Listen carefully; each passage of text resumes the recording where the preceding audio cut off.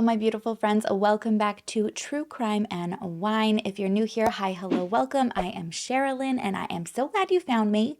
If you're not new here, welcome back. Thank you for joining me every single upload. You know I love and I appreciate you so much. I hope we're okay with two things today. One, the Christmas tree.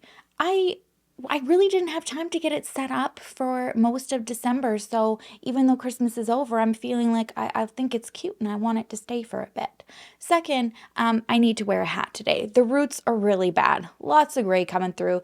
Not easy to conceal anymore, so for the next few uploads until I'm able to get into my hair appointment, I think we are going to be experimenting with different hats and scarves. I hope everybody had an amazing holiday, whatever you celebrate. Happy holiday to you. I don't know about you, but I feel like I don't even know what day it is right now. This is that weird week right after Christmas, going into New Year's, where you just don't know what the hell is going on, what day it is, who you are, where you live, when New Year's is coming, and what the new year has in store. It's just a very confusing time.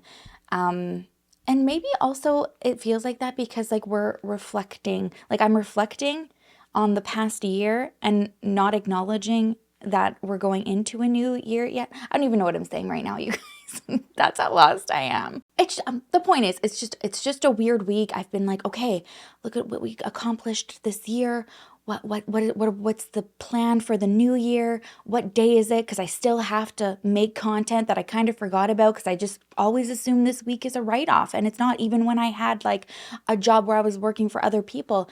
I'm not gonna lie, this week I was useless for everybody. So apologies if you watch and you used to employ me, but I was not mentally there at all until after the new year. So that being said, today's episode is one that has been highly requested, and with a new kind of, docu-series, spin-off, dramatization series, I don't know what you want to call it, coming, I thought, okay, it's a great time to do this one. And that is the Chippendales murders, attempted murders, arson, racketeering, ties to Playboy murders. Yeah, it's dark. Before we get into it though, I have a quick message for you. Before we get started, I want to give a huge thank you to one of my faves. I feel like you guys already know. HelloFresh. I don't know about you, but I am finally feeling festive again this year. I feel like the past couple of years it's just been tough to get into that mood, but I'm there this year again, baby. And for me, a lot of that festive feeling is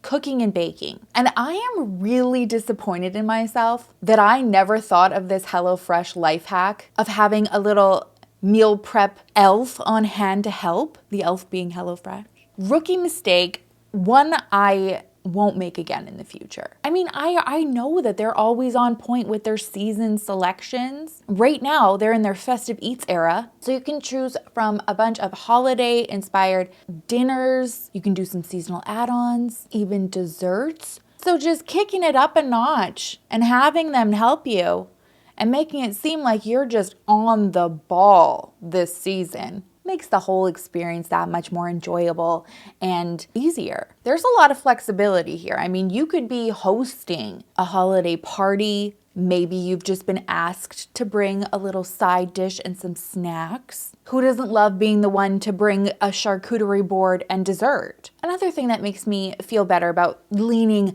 a little bit more on HelloFresh during the holidays is that, like I said, a big part of the season for me is food. So with their meals having 20% fewer calories than takeout, I feel like I'm better equipped to combat the holiday food temptation, And I'm still very fulfilled. Full, eating deliciousness, just without the guilt. I made the homestead chicken stew the other day. Can you hear it in my voice, how excited I am? I made it for lunch, actually. It was -35 outside. Yeah. And I can't even tell you what this meal did to my soul. I was bundled in my fluffy socks. I had my Udi on. And the comfort and deliciousness that this stew gave me, it's indescribable. It was like my grandmother in a bowl. If I had her warmed up. That was terrible, terrible reference. It also brought me back to traveling in Ireland with Big Guy. One of the most memorable things that we've done. I can't wait to do it again. And we lived off stew. So that also just unlocked that memory and made my heart happy. Oh, travel, another amazing feature that some people don't know about. If you're traveling over the holidays, HelloFresh will work with your schedule. Whether you just want to change your preference or delivery day, you can do that. Or say you're going to be staying at a family member's. You can update the address and then it can get shipped there. So fun. There's just so many reasons why HelloFresh is obviously one of my faves. This holiday, they've also really stepped up their game. If you want to check them out, go to HelloFresh.com and use my code Sherilyn21 for 21 free meals plus free shipping. Once again, that is HelloFresh.com and use my code Sherilyn21 for 21 free meals plus free shipping. Thank you so much, HelloFresh, for your continued support on the channel. I loved you before your support, and I will love you forever. Alrighty, let's get started. This case is one where it's one of those ones where it's like, okay, like that can't be real. Or if you scripted it, nobody would believe you, which is probably why it actually has been turned into TV shows and series and movies so often, because it's like it seems like a Hollywood dramatization, but this really happened. And I don't know if it's just because I was younger when all of this went down that I don't remember, but I don't even remember hearing about it until I started doing true crime and you guys were requesting me to talk about this. I was like, Chippendales, what happened there? And then when I just opened up that can of worms, I was like, holy shamoly. Brief rundown. If you don't know what the Chippendales are, they are an exotic male dance troupe. They've been around since the 80s. There are still Chippendale shows that happen in Vegas. I think most notable name today for reference that is a part of the Chippendale franchise is Vinny from Jersey Shore. He's one of the dancers. I still believe he's one of the dancers. So that's kind of like, brought it to more current mainstream attention. But the Chippendales have been around forever, since the 80s.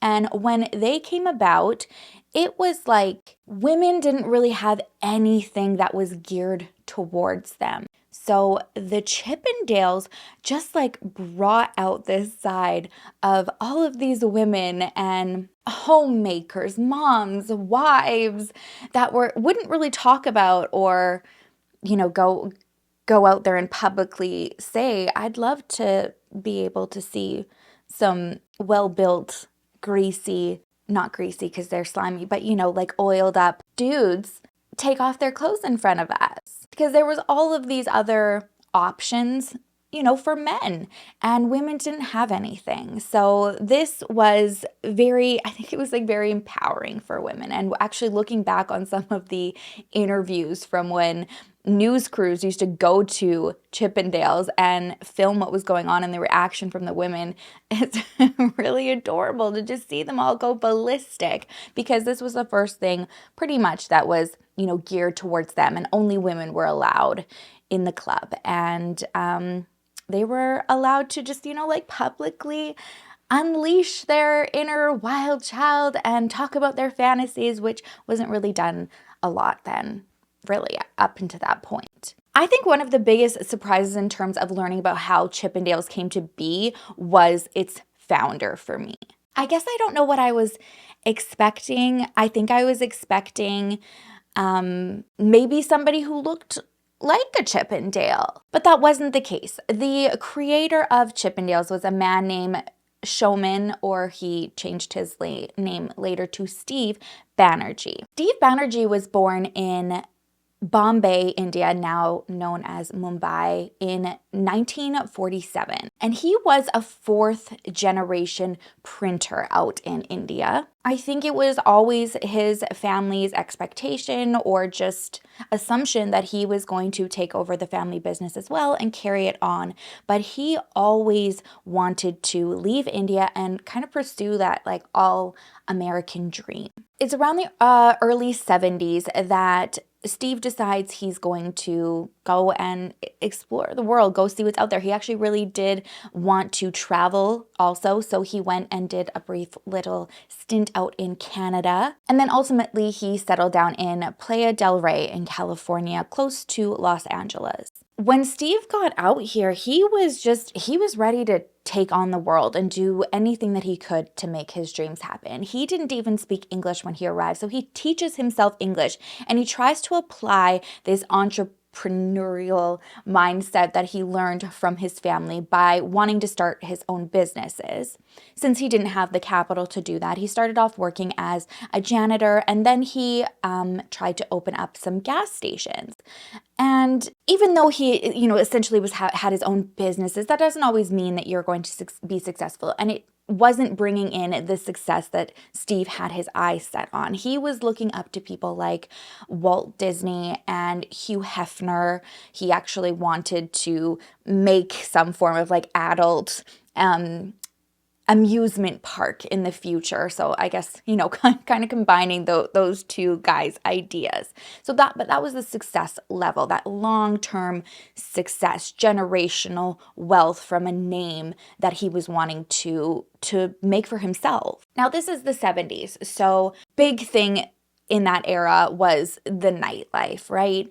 Disco was huge. So he thought he was going to embark on the nightlife scene, and he ended up buying a failing disco, thinking that he could probably bring it back to life, and it was called Destiny 2. Since it was failing and there was a lot of competition in the area at the time, he tried to integrate things that were different, different nights. You'd have a mud wrestling night, ladies mud wrestling night one night, and then highlight like a backgammon night. Nothing was really sticking. Also, he was contending with the fact that he still had this club under the name that it was already not succeeding under. So the first step in a revamp was to change the name of the club. And this club was furnished with this knockoff brand of this Victorian prestigious furniture that was called Chippendale furniture. So they took the name of their knockoff version of this from the furniture, and they named the club, or Steve named the club, Chippendales. And this rebrand really it was the right move for him in terms of getting new attention, new eyes on the club, and it caught the attention of a Canadian entrepreneur who had moved to LA seeking riches. He was a club promoter by the name of Paul Snider. He had a reputation of being very grimy, didn't really have a lot of morals. There wasn't really anything that he wouldn't do for a quick buck. But he meets Steve and they're talking, and he thinks, he's got the best of the ideas when it comes to promoting clubs and events. And his suggestion to Steve is, if you want something to be successful, if you want a club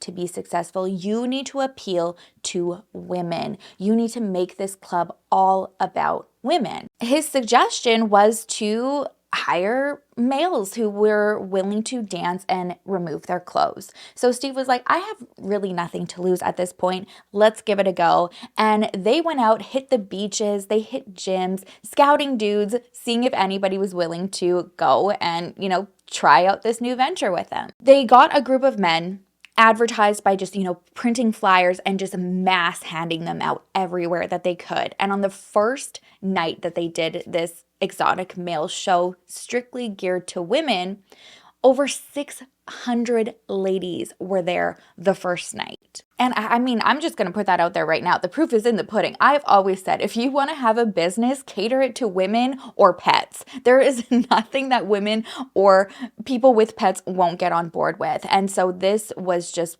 clear proof that this was something missing in the market, and women were very, very happy to have this. Steve was also fortunate in those early days by having that idea come from Paul, and also Paul's connection to a very popular brand that we've already talked about that Steve looked up to, which was Playboy.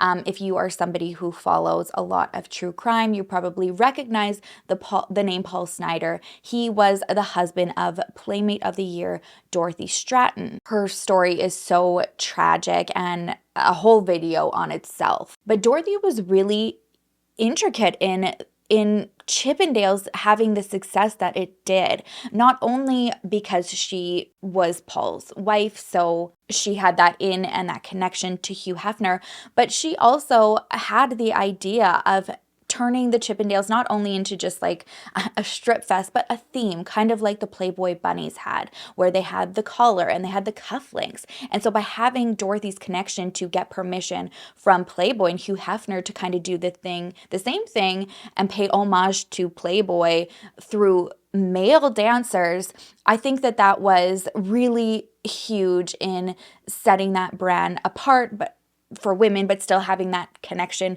because men had their own, club to go to and socialize with these beautiful women who had, the bow tie and the cuffs. And now it was the ladies' turn. And a lot of people don't credit Dorothy for being that gateway into that brand. So that was huge, and also capitalizing on success of something else, but making it their own over at Chippendales.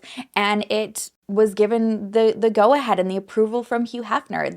Hugh Hefner used to go to the club. A lot of celebrities used to go and check it out and talk about it and get that free marketing. And at that point, that's really all you need. Once you have an idea and you test the waters with it and it takes off and people start talking about it, at this point, it's just your responsibility as a business owner to continue appealing to people and have it take off. So at this point, once it already did, Steve decided that he didn't really want to have any connections with Paul Snider. He was realizing he's not a good business guy. He's not somebody that you would want your name and brand associated with. So he decides to cut ties with Paul.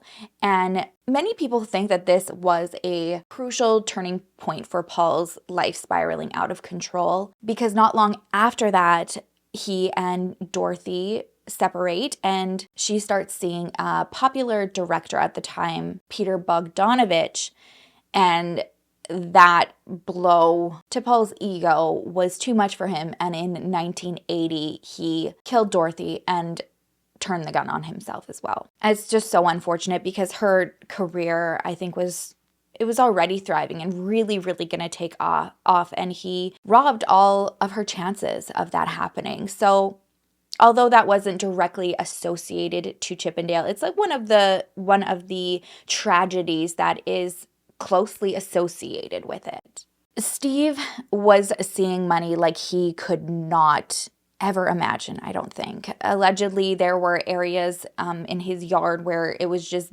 buried. He had safes that were barely able to close. It was just stacked from, top to bottom in cash.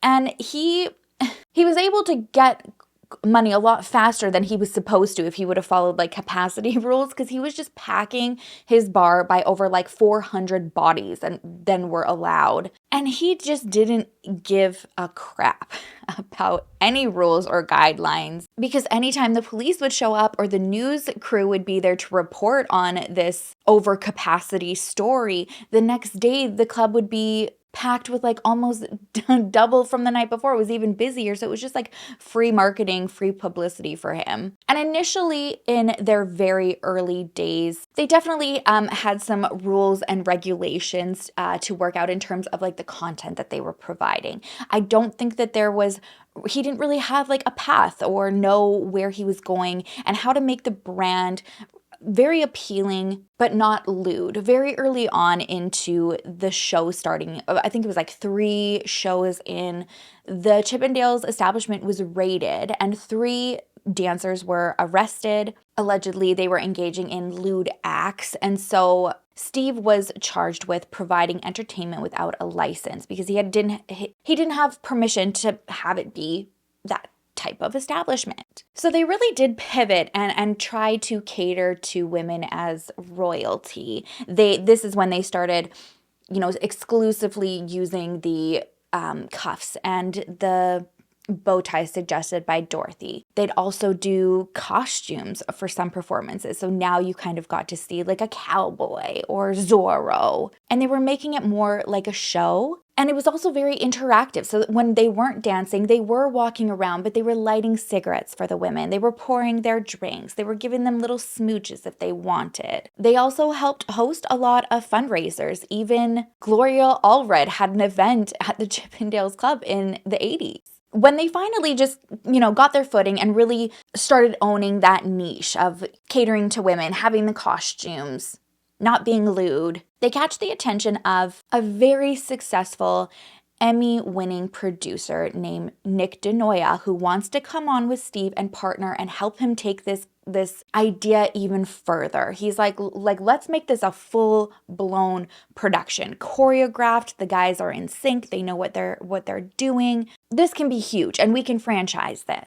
Nick Denoya is from New York, so his vision is like Broadway, baby. And let's go out there and then play on women's emotions, figure out what they want, what they need, and we're going to bring it to them. Again, very, very smart. If you want to be successful, cater to the women. Now, Nick Denoya and Steve Banerjee are a very odd business couple. Steve is said to be more socially awkward, does not have any experience in terms of producing successful, Emmy-winning shows and stuff like that. And Nick is very outgoing, very sociable, knowledged in terms of like having, successful entertainment, but he was actually an Emmy award-winning producer for a kids show called Unicorn Tales. So he hadn't really dove into the exotic male dancer side of things, but nevertheless, like his vision was huge,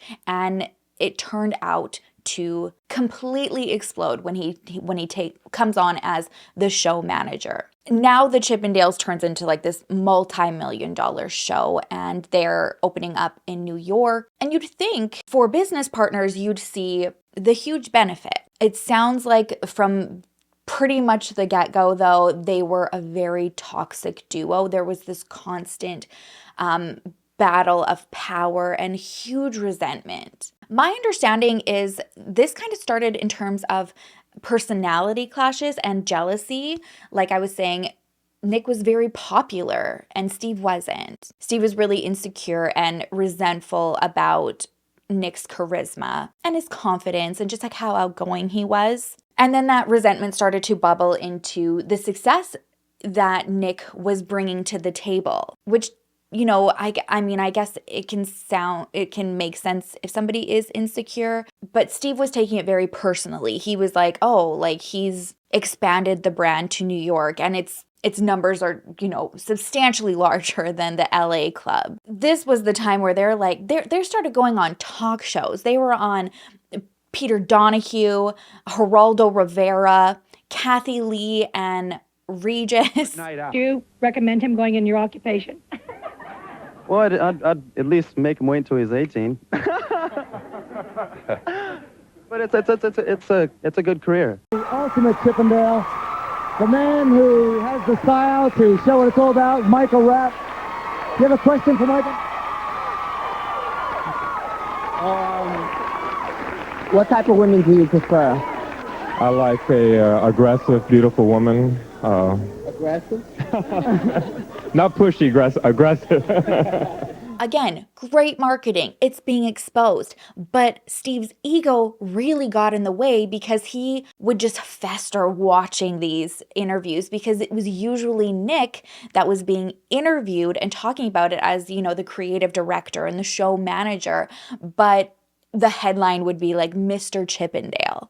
And Steve couldn't stand it. He wanted to be Mr. Chippendale. So he would, try to get involved and undermine Nick and be like, I don't want the show to go like this and I want this changed.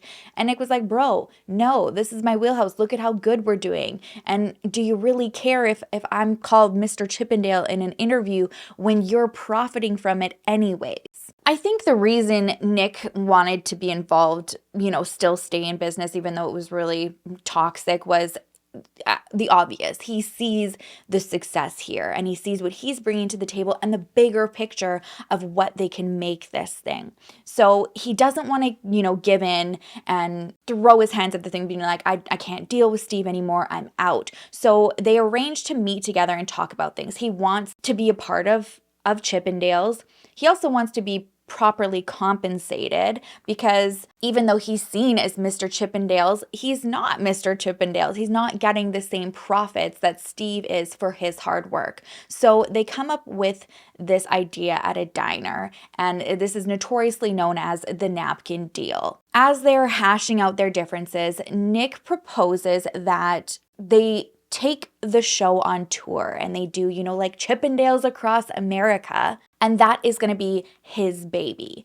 And in return, he is going to make 50% of what the tour makes. And the clause in there is that, and this is for any and all tours, if there is a Chippendale tour going on and it has the name Chippendale and is associated with Steve Banerjee, Nick profits off of it. So Steve, not really thinking that it's going to do much, is like, yeah, okay, go for it. And he signs over his rights to Nick having 50% of the show of any tour that the Chippendales do. Sure enough, the tour starts, show pops off. And again, Steve's ego gets in the way big time, because now he's got to give 50% of this to Nick. And he's also conjured in his head that Nick's ripping him off and that he's keeping a lot of the money. Instead of Steve thinking of this as, okay, well, this is money that I actually wouldn't have been making because I never thought of taking the show on tour. I'm not a choreographer. I'm not a costume or set designer like Nick is to make this as successful as it is.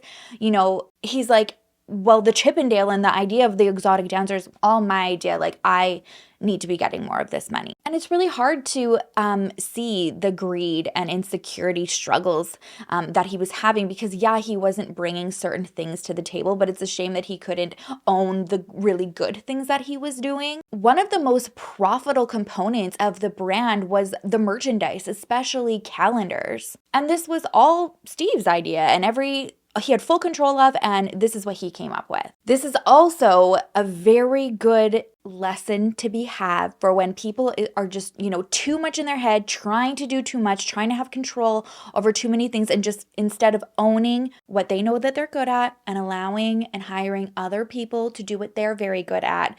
Steve was so in his head that the one thing that he was unbelievably successful at was, the merchandise and the calendars. He was so in his head that in 1987, for that round of calendars, a huge boo-boo happens. Steve's like in this rush, like, yeah, we've got to get these calendars to print. We've got to get this going. Let's get the show on the road. And he's going to like the printing company, and he's like, where is everything? I would like to see my print layout for the next year, and we need to get these hot on the press, okay? So they bring his proofs, and he flips through them, and he signs off on it, and he's like, yeah, good to go, hit print. 800,000 calendars get printed. Calendars show up, and turns out they're useless because they were printed with February having 31 days in it. So this cost his business $700,000.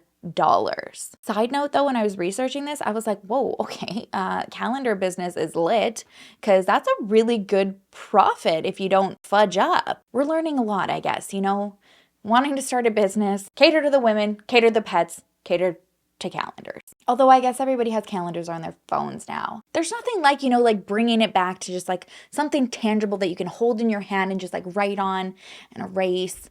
I'm bringing calendars back. Anyways, so now Steve is like, oh my gosh, like I've just made this almost $1 million mistake. Probably is feeling like crap, but wanting to push that anger onto someone else. And who else is it going to be but Nick, because Nick is just killing it still on the show. And Steve's idea is, okay, well, I'm going to start my own show then too. Which again is just like, it's not a good business decision, Steve. Not only because why would you do that when you have somebody who's killing it for you? But second of all, that was not the Napkin Deal. The Napkin Deal was that Nick got 50% of any tour that the Chippendales did, whether he was choreographing and on the road with them or not. And Steve was not agreeing to that. So Nick, in turn, sues to have Steve's tour of the Chippendales shut down. At this point, Nick was like, you know what? Screw this, man. Like, I'm done putting the effort with all of this headache. I'm going to start my own exotic male strip show, and I'm going to start making my own calendars. His calendars had the extra pizzazz. You know, in like the 90s where there was a picture, but then there was like a clear little film on top of the picture. And then when you pulled up the film, you know, there was a different picture underneath, kind of. This isn't making sense. Okay, so essentially Nick's calendars. So when you looked at it like this, it looked like, you know, like a dude. And he had like clothes on. And then when you pulled up the clear film, the dude was still there, but then he was just like in his undies. I think that was a better way of explaining it. So he, you know, he kicked his up a notch. And even though he was doing this, there was no clause or anything that Nick couldn't have his own calendars and have his own shows, but he still had the rights to the Chippendales tour. So even if he was focusing on something else, if there was a tour going on with the Chippendales, he was profiting off of it. So you can only imagine just like the heat like emanating off of Steve. This is pretty much worst case scenario, I think, for Steve in his mind at this point. But all of that changes on April 7th, 1987, when Nick is in his office in New York. He's sharing actually like office space with two talent agent friends of his. And late that morning, one of the agents on the floor leaves to go meet with a client. So it's just Nick and this agent friend of his. And his friend said that he was in the hallway and this man walked up to him and was like, "Hey, are you Nick Denoya?" He says no, he's in his back office over there. The man goes in the hall, agent goes back in his office. Next thing he knows, he hears this loud noise, which is a gunshot. He runs to Nick's office. He doesn't see anybody except for Nick, who is shot in his desk chair. He calls 911, but unfortunately there was just nothing that could be done to save Nick. A man has been shot in the head in my office. Okay, is he conscious? No. Oh my God. Really huge loss to lose Nick. He had a lot of people who admired him. He was clearly very successful and talented at what he put his creative efforts towards. And I can only imagine, you know, the success that he would have had long term. So when the investigation started, it was kind of all over the place, even though a lot of people who knew Nick and his business dealings were saying, you know, like, well, he's having this issue with the Chippendale owner, Steve Banerjee. It went everywhere. You know, first it was robbery, but it didn't really make sense. Nothing was missing. It couldn't really be random because he was up on the 15th floor of this building. Plus, this guy comes in and asks him by name. There was a little investigation that was into the mafia. Allegedly, Nick had some associations or ties with the mob, so they thought maybe that could have been it. And then when it came to looking into the business side of it, it seemed plausible because of the conflicts, but there was nothing to tie Steve being near Nick because he was in LA and Nick died in his New York office. Each angle that they explored was pretty much done quickly, and the case went cold really fast. After Nick's death, even though he's not here, his estate inherits, what was I trying to say? We don't know. Inherits his side of everything, which means that Steve would not have to pay Nick anymore, but he would have to pay his family. So they come to an agreement that they will sell their rights to Steve for the show to move forward and then be done for $1.3 million. And just like that, Steve no longer had the problem of Nick Denoya. I think the outcome and like kind of how things played out after Nick's passing just goes to show one more time with this situation, when you have that greed and that ego and that insecurity, how detrimental it is.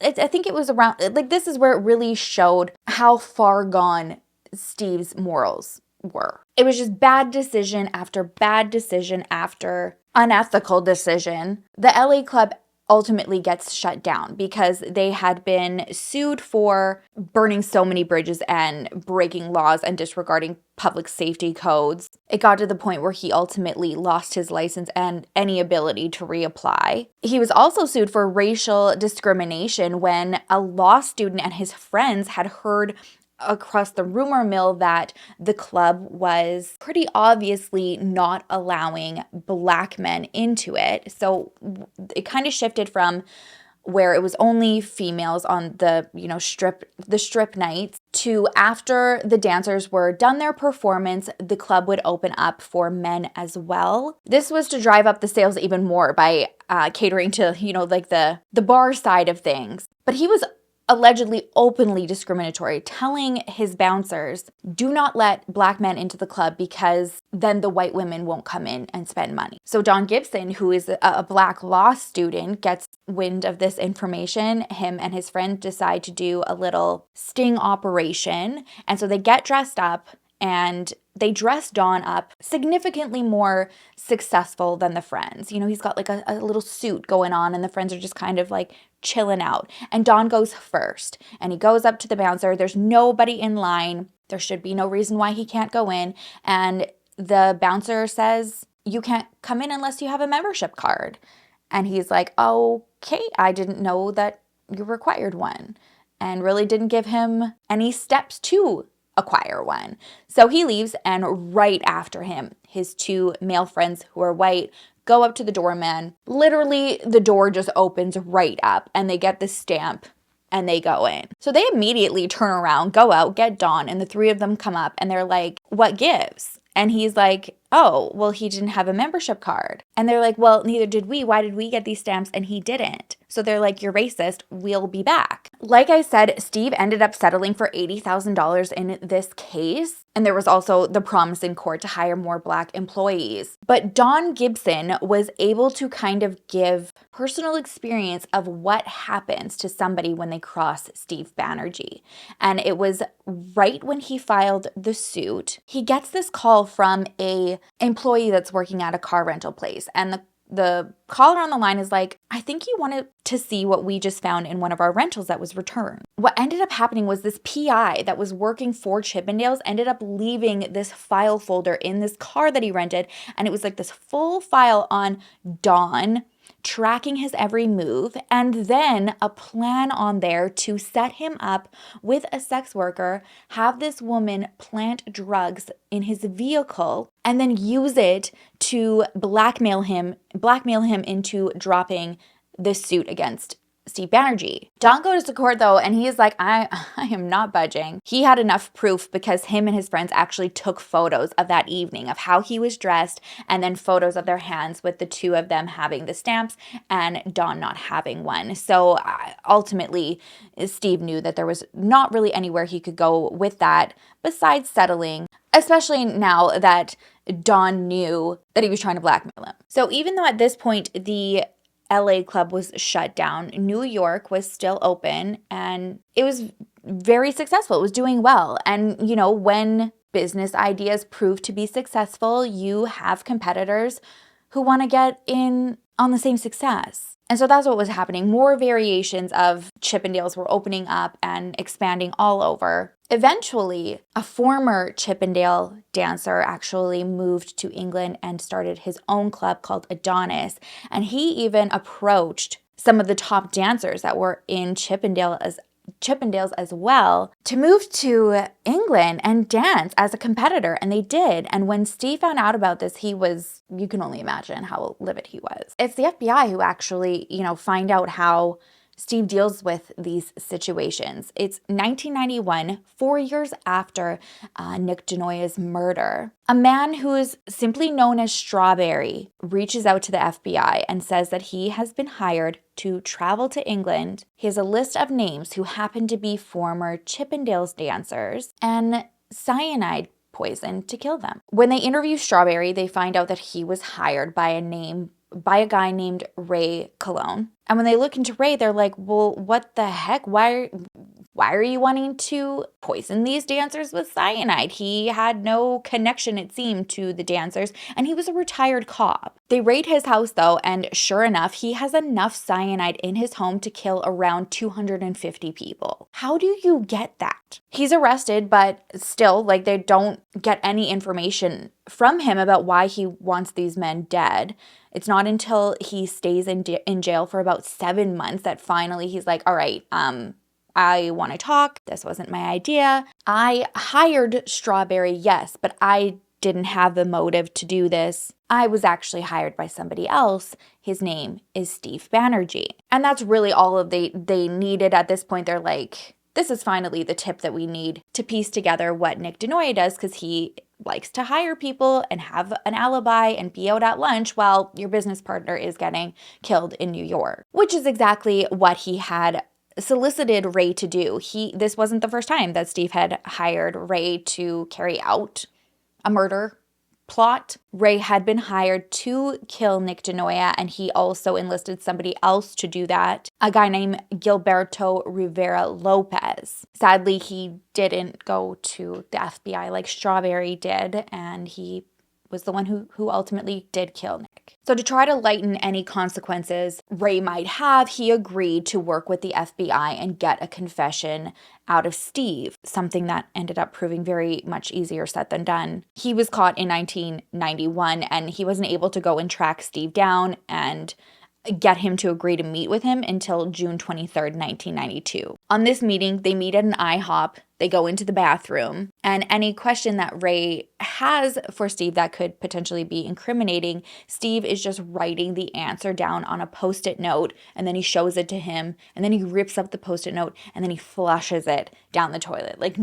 no possibility of them being able to piece these answers together. So they try again, and this time it is a full-blown production. They're like, he obviously is suspicious. He's not going to talk. So they send Ray to Switzerland and have him reach out to Steve and be like, I'm on the run. We need to talk. You need to figure out how to help me. And Steve buys it. So he flies out there to meet with him. And it's during this meeting that he does admit to hiring Ray to murder Nick. Also admits to hiring Ray to attempt to kill all of these former Chippendale dancers. I almost said Chippendale. Finally, he is arrested in September 1993. He's charged with trying to hire a hitman to kill the former dancers. He's charged in the murder of Nick Denoya, violating the RICO Act through murder, murder for hire, solicitation to commit murder, and arson. Arson because they found out that he was also responsible for burning down some competitors back in the day. First one being in 1979, when he hired somebody to burn down his competitor from Destiny 2, and it was Moody Disco. He did it again in 1984 to a competing bar restaurant in the area called Red Onion. A year later, in October 1994, actually October 24th, 1994 was the date that his sentencing was to take place. And as everybody is rolling up to the courthouse, looking forward to, some form of closure and justice, they're told that there is not going to be a sentencing hearing because the evening prior, Steve Banerjee took his life in his cell. If you hear people first-hand accounts of all of this who were close with Nick or who were former employees and dancers that were harmed by this whole situation, it was a really big blow and disappointment. It's just an extra burn, like you're trying to cope with whatever you can at that time. It's so hard to lose somebody, but there is this minor weight lifted off when you have some justice and you just have that validation of knowing that someone is paying for what they did. A lot of people speculate that although it might seem like it was like a cowardly thing to do, that Steve was actually doing it for his family. One thing that people who knew Steve well say about him is he was clearly a very dangerous man to do business with, but there was another side of him when it came to being a husband and a father. He was married to his wife, Irene. Since the 80s, they had 2 children, a daughter and a son. And it's believed that he didn't want to leave them without anything. And so if he died before sentencing, his estate would inherit his fortune. His wife Irene did inherit Chippendales and his money. Sadly, she passed away in 2001 from breast cancer, and it sounds like she really struggled with accepting and believing that Steve could be this person that she didn't really ever see. You know, she was actually in the process of trying to gather as many character witnesses as she possibly could to help lessen his sentence at sentencing, and was doing that up until the final hour to try and get people to see Steve in a different light. And we've talked about this, I think, more in viewer submissions, when somebody has submitted something being related to or closely connected to somebody who commits a crime that you would never have ever expected them to.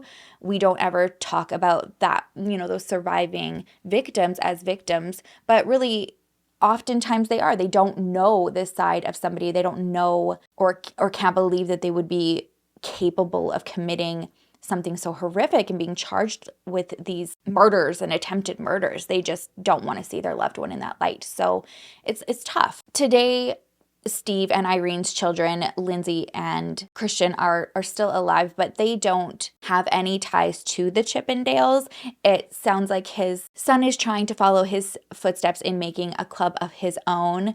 He launched Chippendales in LA last year, and he also performs as a dancer. And from what I can tell, his daughter Lindsay is very successful. She serves as, I believe, senior sales executive for UGG. That's really just, you know, sad all around. So many lives destroyed, and this is a prime example of just like what happens when greed and insecurity take over. We really do have to, you know, become more accepting in admitting where our strong suits are and aren't, and just, you know, relinquishing some of that control to allow more people as a whole be successful, to help you be successful and you allow others to become successful. And I think if, you know, egos got checked at the door more often, it'd be a better place for all.